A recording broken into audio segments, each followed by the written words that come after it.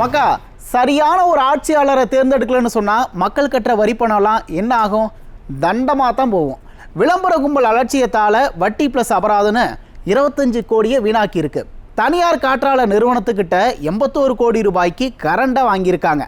சரியான நேரத்தில் அந்த காசை கவர்மெண்ட் கொடுக்கல. கடுப்பான அந்த தனியார் நிறுவனம் உயர்நீதிமன்றத்தில் கேஸ் போட்டிருக்காங்க. கேஸை விசாரித்த நீதிமன்றம் அசல் ப்ளஸ் வட்டி ப்ளஸ் அபராதம்னு சேர்த்து 107 கோடியை 12 மாதத்தில் கட்டணும்னு உத்தரவு போட்டிருக்காங்க. நிர்வாக திறமை இல்லாத கும்பலால் நமக்கு நட்டம் 25 கோடி. வரி பணம் எப்படியெல்லாம் வீணாகுதுன்னு கொஞ்சம் யோசிங்க. யோசிச்சுக்கிட்டே இந்த குறுஞ்செய்திகளை பாருங்கள். கிருஷ்ணகிரி பக்கம் காலை உணவு திட்டத்துக்கு பயன்படுத்துகிற ரவை, கோதுமை, திணை பொருட்களை ரேஷன் கடையில் வியாபாரம் பண்ணியிருக்காங்க.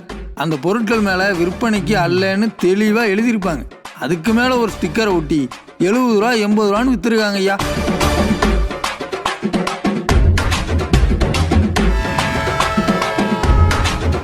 விளம்பர ஆட்சியில் கள்ளச்சாராய பிரச்சனை பெரும் பிரச்சனையாக இருக்குயா. மயிலாடுதுறை பக்கம் ஒரு இளவட்டம் கள்ளச்சாராயத்தை குடிச்சிட்டு இறந்து போயிட்டார். சொந்த பந்தமெல்லாம் சேர்ந்து இந்த சாவே கடைசி சாவாக இருக்கட்டும், தயவு பண்ணி கள்ளச்சாராயத்தை ஒழிச்சு கட்டுங்கன்னு போராட்டம் பண்ணியிருக்காங்க.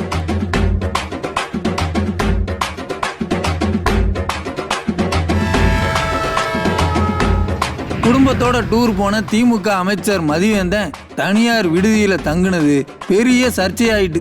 இதில் என்ன சர்ச்சைன்னு கேட்குறீங்களா? அந்த விடுதியில் 2 கட்டிடத்தை அரசாங்கம் சீல் வச்சிருக்கான். ஒரு அமைச்சர் தங்குறதுக்கு எவ்வளவோ இடம் இருக்கையில் சீல் வச்ச விடுதிக்கு போய் தங்கணுமான்னு ஜனங்க கேட்குறாங்க.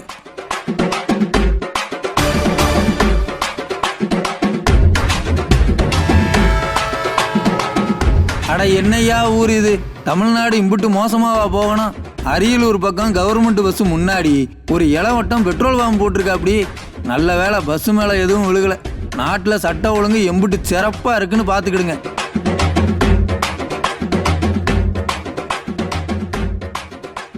குறுஞ்செய்திகளை பார்த்துட்டீங்க, வாங்க விரிவான செய்திகளை பார்க்கலாம். மக்கா நாடக கோஷ்டி பண்ணுற அட்டூழியங்களுக்கு மத்தியில் பஜனை கோஷ்டி பண்ணுற அட்டகாசங்கள் அதிகமாகிட்டே போகுது. இந்த கும்பலெல்லாம் நாட்டுக்கும் கேடு வீட்டுக்கும் கேடு. அட நான் சொல்லலப்பா, ஜனங்க சொல்கிறாங்க. ஏன்பா அப்படி சொல்கிறீங்கன்னு கேட்டால் பத்திரிக்கையில் வந்த ஒரு செய்தியை காட்டுறாங்க. அது என்ன செய்தின்னு இந்த செய்தியில் பாருங்கள். அறகுறை அரசியல்வாதின்னு ஜனங்கள்லாம் சொல்கிறாங்கல்ல. அண்ணன் அண்ணாமலை அவர் புரட்சி தலைவி அம்மா மேலே மதச்சாயத்தை பூசுகிற மாதிரி ஒரு பேச்சு ஒன்று பேசிட்டு அலைகிறார்.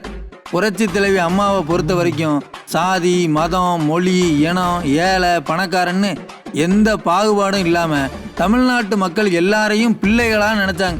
மக்களும் அவங்கள மனசார அம்மான்னு கூப்பிட்டாங்க. அப்படிப்பட்டவங்களை அண்ணாமலை ஏன் இப்படி பேசுகிறாருன்னு அவரே சொன்னதாக சொல்லி ஒரு செய்தி ஒன்று வந்திருக்கு. பாஜக நிர்வாகிகள் கூட்டம் ஒன்று நடந்திருக்கு. அந்த கூட்டத்தில் பேசின அண்ணன் அண்ணாமலை புரட்சி தலைவி பற்றி ஏன் பேசுனேன்னு பேசியிருக்காரு. அதாவது ஒடிசாவில் பேசின பாஜக தலைவர்கள் தமிழர்களை இழிவுபடுத்துகிற மாதிரி பேசிட்டாங்க. அந்த பிரச்சனை இங்கே பெரிய பிரச்சனையாயிட்டு விவாதமெல்லாம் நடந்தது. அதை திசை திருப்பத்தான் புரட்சி தலைவி பற்றி பேசுனதா சொல்லியிருக்காரு. அது மட்டும் இல்லை, இந்த மாதிரி தான் பிரச்சனைகளை திசை திருப்ப கற்றுக்கிடணும்னு நிர்வாகிகளுக்கு அட்வைஸ் பண்ணியிருக்காரு.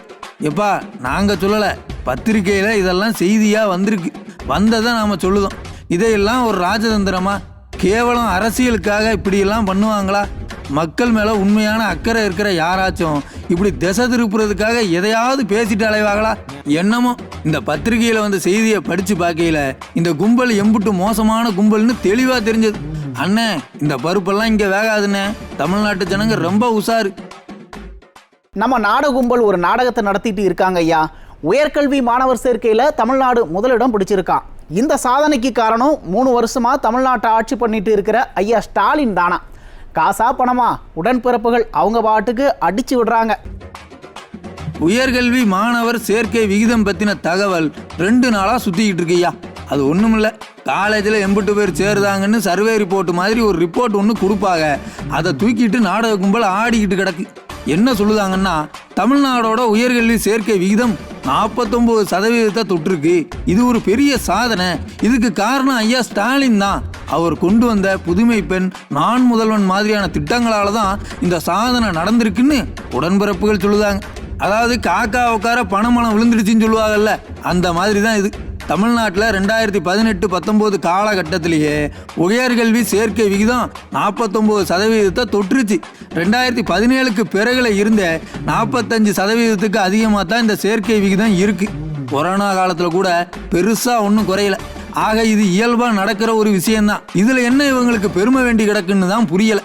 இப்போ உடன்பிறப்புகள் சொல்கிற மாதிரி புதுமை பெண் திட்டம், நான் முதல்வன் திட்டமெல்லாம் பிரயோஜனமாக இருந்திருந்தா உயர்கல்வி சேர்க்கை விகிதம் 55%, 56%ன்னு போயிருக்கணும். ஏற்கனவே இருந்தது தான் மறுபடியும் வருதுன்னு சொன்னால் ஐயாவோட திட்டங்கள் பெரிய தாக்கத்தை ஏற்படுத்தலைன்னு தானே அர்த்தம். எடுத்துக்காட்டுக்கு 2011 திமுக ஆட்சியை விட்டு போனப்ப உயர்கல்வி சேர்க்கை விகிதம் 38% இருந்தது.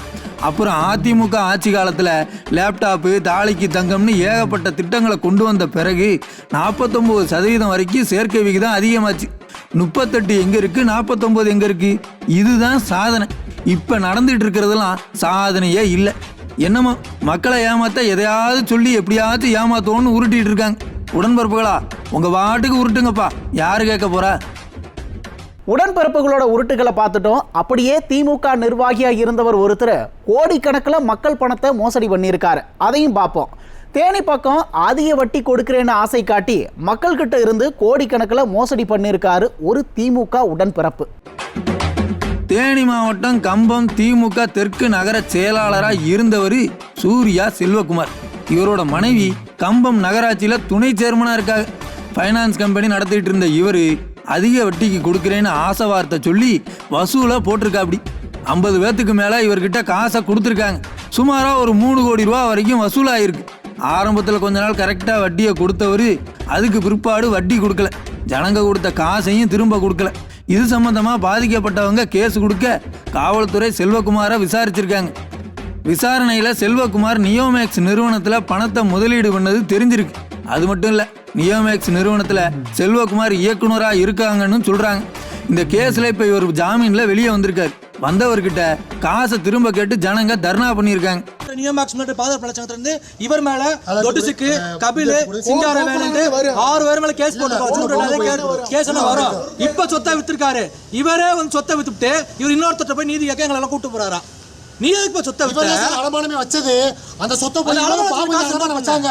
அட ஜனங்க என்ன சொல்றாங்கன்னா, செல்வகுமார் நீதிமன்ற உத்தரவை மீறி சில சொத்துக்களை வித்திருக்காரு, அடமானம் வச்சிருக்காருன்னு சொல்லுதாங்க.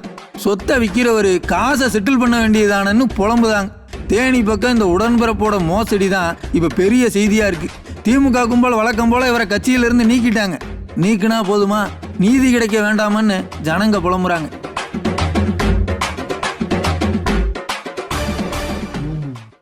காவல்துறை என்னதான் செய்கிறாங்கன்னு தெரியல. எங்கே பார்த்தாலும் கள்ளச்சாராயம், கஞ்சான்னு போதைப்பொருள் நடமாட்டம் அதிகமாயிட்டே இருக்கு. மயிலாடுதுறை பக்கம் கள்ளச்சாராயம் குடிச்சு ஒரு இளவட்டம் இறந்து போயிருக்காரு. அந்த கொடுமையை பாருங்க.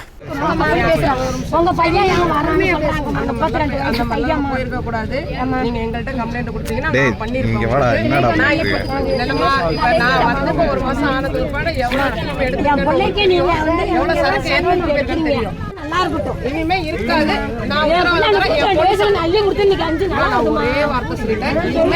மாமா குறுக்க போகாதீங்கம்மா.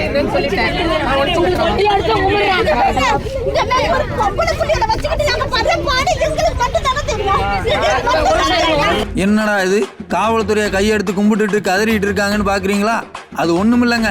மயிலாடுதுறை மாவட்டம் கடுவாங்குடி பக்கம் பாலாஜிங்கிற ஒரு இளவட்டம் தொடர்ந்து கள்ளச்சாராயம் குடிச்சு இறந்து போயிட்டார். அந்த சோகத்துல சாலை மறியல் பண்ண உறவுக்காரங்க இனி இப்படி ஒரு உசுறு போகக்கூடாதுன்னு காவல்துறை கிட்ட கோரிக்கை வைக்காங்க. என்ன சொல்றாங்கன்னா, அந்த ஊர்ல இருக்கிற பசங்க காலையில காஃபி குடுக்குறாங்களோ இல்லையோ கள்ளச்சாராயம் குடிக்க போயிடுதாங்களாம். கலெக்டர் வரைக்கும் புகார் கொடுத்தோம், நடவடிக்கை எடுக்கலையாம். கேட்டீங்களா? போன வருஷம் இதே மாசம்தான் எக்கியார் குப்பத்துல கள்ளச்சாராயம் குடிச்சு நிறைய பேர் இறந்தாங்க. அப்பவே காவல்துறை சுதாரிச்சு நடவடிக்கை எடுத்திருக்கலாம். அப்ப இல்லைனாலும் சமீபத்தில் இதே மயிலாடுதுறையில கார்ல 810 லிட்டர் சாராயத்தை கொண்டு போன ஒரு கும்பல் சிக்கிச்சு. அப்ப சுதாரிச்சிருந்தா கூட இந்த உசுரை காப்பாத்திருக்கலாம். காவல்துறை என்னதான் செய்தாங்களோ தெரியல. இந்த ஊர்காரங்க சொல்ற மாதிரி இந்த மரணம் கடைசி மரணமா இருக்கணும். இனி கள்ளச்சாராயத்தால மரணம் நடக்க கூடாது. விளம்பர கவர்மெண்ட் அதுக்கு ஏற்றபடி நடவடிக்கை எடுக்கணும்ப்பா. கள்ளச்சாராயம் மட்டுமல்ல, நாட்டில் நிறைய போதைப் பொருட்கள் புழங்கிட்டு இருக்கு. அதுக்கு நிறைய இளவட்டங்கள் அடிமையாயிட்டு இருக்காங்க.